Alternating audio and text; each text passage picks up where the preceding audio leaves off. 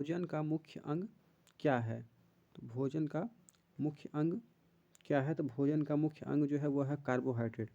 चावल, गेहूँ आदि से हमें कार्बोहाइड्रेट मिलता है।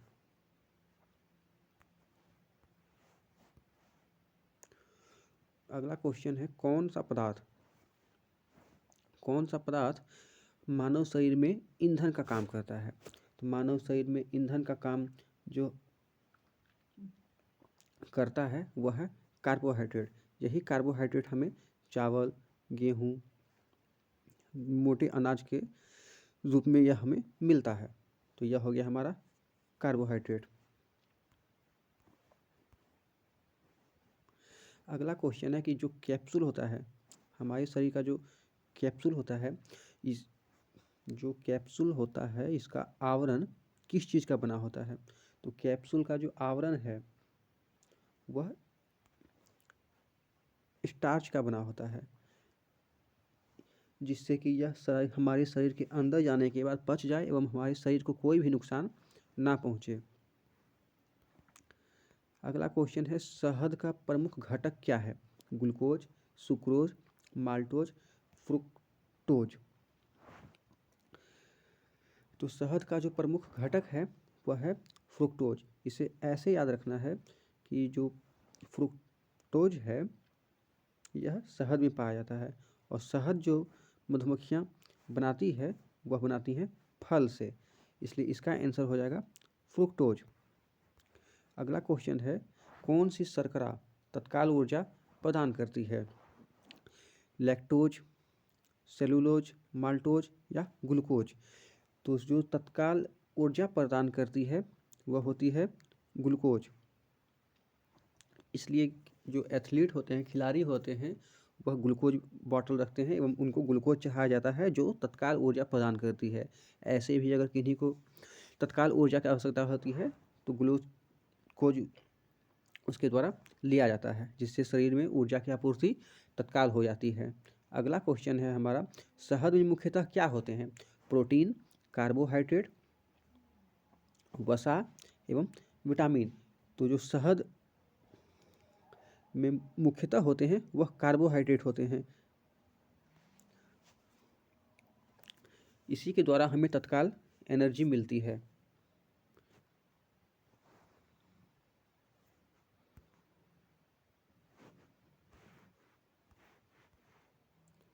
अगला क्वेश्चन है कि सर्वाधिक ऊर्जा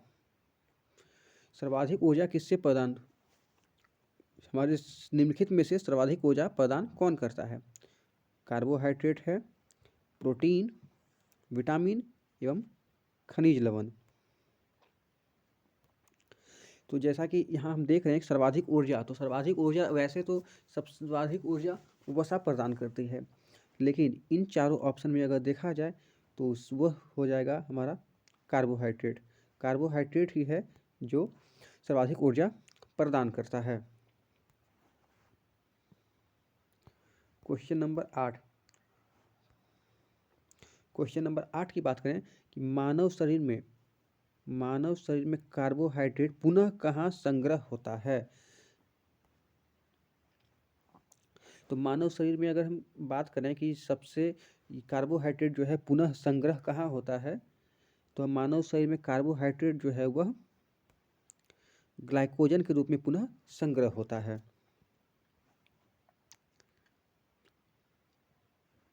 अगला क्वेश्चन नंबर 9, एथलीट को किससे जल्दी और ज़्यादा ऊर्जा मिलती है? तो एथलीट को किससे जल्दी और ज़्यादा ऊर्जा मिलती है? तो इसका भी आंसर है हमारा कार्बोहाइड्रेट। जो मूल अनाज होती है जैसे चावल, गेहूँ, अन्य जो भी अनाज हैं, मूल रूप से उनमें कार्बोहाइड्रेट ही पाया जाता है एवं इसका पाचन मुख से शुरू हो जाता है लार के माध्यम से। तो इसका भी आंसर हो जाएगा हमारे क्वेश्चन नंबर 9 का भी कार्बोहाइड्रेट। अगला क्वेश्चन है लंबे समय तक कठोर शारीरिक कार्य के पश्चात मांसपेशियों में थकान होने का अनुभव होने का कारण क्या होता है? ऑक्सीजन की आपूर्ति में कमी, ऑप्शन बी है पेशी तंतु की थोड़ी बहुत टूट फूट, ऑप्शन सी है ग्लूकोज का अवक्षय एवं ऑप्शन डी है लैक्टिक एसिड का संचय। तो इसका जो हमारा आंसर हो जाएगा वह आंसर हो जाएगा लैक्टिक एसिड का संचय। लैक्टिक एसिड का संचय जब हम लंबे समय तक काम करते हैं तो धीरे धीरे ये लैक्टिक एसिड का हमारे शरीर में रिसाव होने लगता है एवं इसके द्वारा शरीर को यह संदेश भेजा जाता है कि अब हमें आराम की जरूरत है। इसलिए लंबे समय तक कार्य करने के बाद मांसपेशियों में लैक्टिक एसिड का स्त्राव होने लगता है एवं हम आगे काम करने में अक्षम हो जाते हैं। अगला क्वेश्चन हमारा 11 है कि रक्त ग्लूकोज स्तर सामान्यतः किसमें व्यक्त किया जाता है? Hg में, mm में, mg के प्रति डेसीलीटर में, भाग प्रति मिलियन में एवं ग्राम प्रति लीटर में। तो इसका आंसर हो जाएगा mg के प्रति डेसीलीटर में। ग्लूकोज स्तर हम इसी में मापते हैं। अगला क्वेश्चन है प्रोटीन बनाने के लिए कितने एमिनो एसिड आवश्यक होते हैं? तो प्रोटीन बनाने के लिए जो आवश्यक एमिनो एसिड की संख्या है वह है 20 आवश्यक एमिनो अम्ल आवश्यक होते हैं प्रोटीन के निर्माण के लिए। अगला क्वेश्चन नंबर हम 13 की बात करें तो शरीर में उत्तक का निर्माण किससे होता है? ऑप्शन ए प्रोटीन से, ऑप्शन बी वसा से, ऑप्शन सी कार्बोहाइड्रेट से और ऑप्शन डी विटामिन से।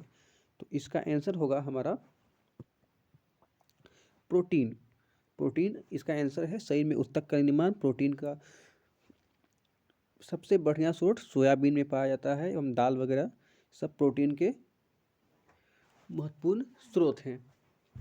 अगला हम क्वेश्चन देखें, क्वेश्चन नंबर 14। तो प्रोटीन को निम्नलिखित में से क्या माना जाता है? ऑप्शन ए है शरीर का निर्माण करने वाला, ऑप्शन बी है ऊर्जा उत्पादक, ऑप्शन सी विनियामक, ऑप्शन डी स्थूलतावर्धक। तो इसका आंसर हो जाएगा कि प्रोटीन को क्या माना जाता है? तो इसका आंसर है शरीर का निर्माण करने वाला, बॉडी बिल्डर। क्वेश्चन नंबर 15 की बात करें कि एंजाइम मूल रूप से क्या होते हैं? एंजाइम मूल रूप से क्या होते हैं? कार्बोहाइड्रेट होते हैं, प्रोटीन होते हैं, लिपिड होते हैं या एमिनो एसिड होते हैं? तो इसका आंसर है कि जो हमारा एंजाइम है वह मूल रूप से प्रोटीन होते हैं। अगला क्वेश्चन देखते हैं, क्वेश्चन नंबर 16। जैविक सिस्टम में रासायनिक क्रिया की प्रक्रिया को तेज करने में उत्तरदायी पदार्थ क्या है? जीवाणु, डीएनए, एंजाइम, प्रोटीन। ऑप्शन उपर्युक्त में कोई नहीं या उपर्युक्त में से एक से अधिक। तो इसका जो हमारा आंसर हो जाएगा वह हो जाएगा हमारा एंजाइम। एंजाइम जो है यही जैविक सिस्टम में रासायनिक क्रिया की प्रक्रिया को तेज करने में उत्तरदायी पदार्थ है। एंजाइम जो है एक तरह से इसे कह सकते हैं यह कैटलिस्ट का कार्य करता है। एंजाइम हमारा कैटलिस्ट का ही कार्य करता है। रासायनिक प्रक्रिया को तेज इसके माध्यम से किया जाता है। अगला क्वेश्चन, अल्फा कैरोटीन एक पदार्थ है जो कहाँ पाया जाता है?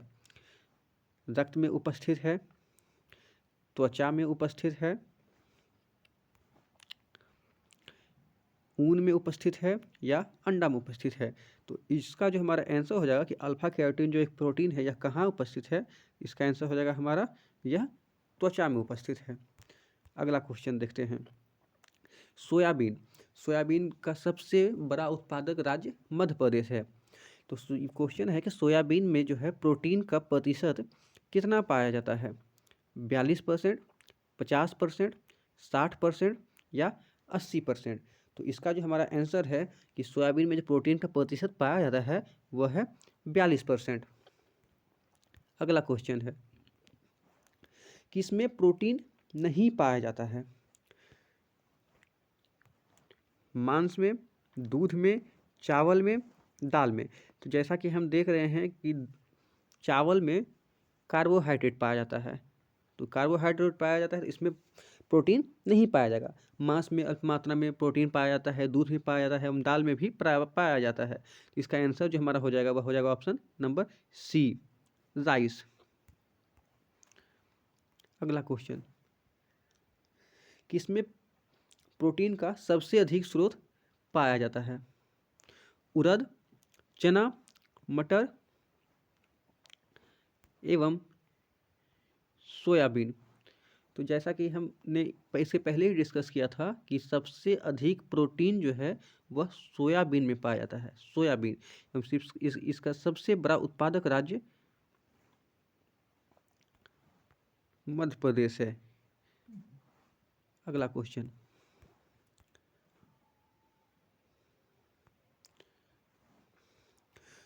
जो मांसाहारी हैं वह प्रोटीन मीट एवं अन्य जीवों के मीट से प्राप्त करते हैं, लेकिन जो शाकाहारी हैं उन्हें प्रोटीन की पूर्ति कहाँ से होती है? ऑप्शन ए है अनाज से, ऑप्शन बी दाल से, ऑप्शन सी सब्जी से, ऑप्शन डी दूध से। तो इसका जो आंसर हो जाएगा ऑप्शन बी दाल से। दाल में ही सबसे अधिक प्रोटीन पाया जाता है। शाकाहारी को प्रोटीन की आपूर्ति दालों के माध्यम से ही होती है। अगला क्वेश्चन है, प्रोटीन का सर्वप्रथम प्रमुख स्रोत क्या है? काला चना, बंगाल चना, मटर, सोयाबीन। तो प्रोटीन का सबसे प्रमुख स्रोत सोयाबीन है। इसमें लगभग 42% प्रोटीन पाया जाता है सोयाबीन में, जो कि मध्य प्रदेश इसका सबसे बड़ा उत्पादक राज्य है। अगला क्वेश्चन देखते हैं, मानव शरीर में वसा कहाँ जमा होती है? बाह्य त्वचा में, वसा ऊतक में, यकृत में या एपिथेलियम में? तो इसका जो आंसर होगा कि मानव शरीर में वसा कहाँ जमा होगी, तो यह होती है वसा ऊतक में। अगला क्वेश्चन देखते हैं, मानव शरीर में त्वचा तल के नीचे विद्यमान वसा किसके विरुद्ध अवरोधक का काम करती है? शरीर के लवणों का क्षय, शरीर की ऊष्मा का क्षय, वातावरण से हानिकारक जीवों का प्रवेश एवं आवश्यक शरीर द्रव्यों का क्षय। तो इसका जो हमारा आंसर हो जाएगा वह हो जाएगा शरीर की ऊष्मा का क्षय। अगला क्वेश्चन देखते हैं, ऊंट बिना पानी के कुछ दिनों तक मरुस्थल में रहता है, ऐसा वह कैसे कर पाता है? ऑप्शन ए है अपनी पेशी में जमा किए हुए पानी का प्रयोग करके, ऑप्शन बी अपने कुबर में जमा किए गए चिकनाई का प्रयोग करके, ऑप्शन सी उपापचय क्रिया को कम करके, ऑप्शन डी पानी का प्रयोग कम करके। तो इसका जो हमारा आंसर हो जाएगा वह हो जाएगा ऑप्शन बी अपने कुबर में जमा किए गए चिकनाई का प्रयोग करके। अगला क्वेश्चन देखते हैं, निम्नांकित भोजन में से किससे प्रति ग्राम सर्वाधिक ऊर्जा प्राप्त होती है?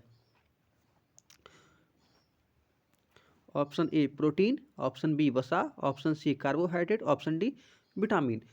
तो प्रति ग्राम सर्वाधिक ऊर्जा की आपूर्ति हमें वसा से होती है। तो क्वेश्चन रहे कि प्रति ग्राम सर्वाधिक ऊर्जा किससे मिलेगी, तो हमारा आंसर हो जाएगा वसा। लेकिन पूछ दे कि तत्काल ऊर्जा किससे मिलेगी, तो उसका हमारा आंसर हो जाएगा कार्बोहाइड्रेट। तो इस क्वेश्चन के हिसाब से हमारा इस प्रश्न का कि निम्नांकित भोजन में किससे प्रति ग्राम सर्वाधिक ऊर्जा प्राप्त होती है, उसका आंसर है हमारा वसा। अगला क्वेश्चन देखते हैं, विटामिन शब्द प्रतिपादित किसने किया? मेंडल, पाश्चर, फंक, लेनेक। तो विटामिन शब्द का प्रतिपादन जो है वह किया है फंक ने। अगला क्वेश्चन देखते हैं, किससे ऊर्जा प्राप्त नहीं होती है? वसा से, हार्मोन से, प्रोटीन से, विटामिन से। तो इसका जो हमारा आंसर हो जाएगा वह हो जाएगा विटामिन। विटामिन से हमें ऊर्जा प्राप्त नहीं होती है, यह शरीर के विकास के लिए आवश्यक है, लेकिन इससे हमें ऊर्जा की प्राप्ति नहीं होती है। अगला क्वेश्चन, किसे रक्षात्मक पदार्थ कहा जाता है? विटामिन, प्रोटीन, कार्बोहाइड्रेट, वसा। तो इसका जो हमारा आंसर हो जाएगा रक्षात्मक पदार्थ किसे कहा जाता है, वह हो जाता है विटामिन। अगला क्वेश्चन देखते हैं, कौन विटामिन ए का सर्वोत्तम स्रोत है? गाजर, बैगन, नींबू एवं चावल। तो इसका हमारा आंसर हो जाएगा गाजर, जो कि विटामिन ए का सर्वोत्तम स्रोत है। विटामिन सी नींबू का है, विटामिन और चावल कार्बोहाइड्रेट का है। तो इस क्वेश्चन के हिसाब से कि कौन विटामिन ए का सर्वोत्तम स्रोत है, हमारा आंसर हो जाएगा गाजर। अब 30 क्वेश्चन हम लोग अगले स्लाइड में देखेंगे।